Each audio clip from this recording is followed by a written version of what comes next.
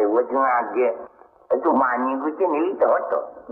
বেটা তুমিও দেখছি ওই কেদারদের দলে। হ্যাঁ আমি কি যে বলেন, আমি সবাকার চাকর। তবে দিদিমণি দুঃখ করে বলছিলেন, কি বলছিলেন ওরে মদন, ওদের বোঝিনি আর আমার থাকা হলো না। তাই বুঝি তোর দিদিমণি তোকে এখানে ওকালতি করতে পাঠিয়েছে? তোর দিদিমণিকে বলিস। কিচ্ছু বলতে হবে না। আপনি তোমার সাথে অত্যন্ত ইতো, সামান্য ভদ্রতা বোধ কি আপনার মধ্যে নেই? বোর্ডিং এ থাকার জন্য আপনার মতো একজন বাজে লোকের কাছে কাউকে ওকালতি করতে পাঠাবো না, একথা জানবেন। ও বাবা, আচ্ছা জামাবাজ মেয়ে তো। হ্যাঁ দেখলি গোপটা কি হয়ে গেল?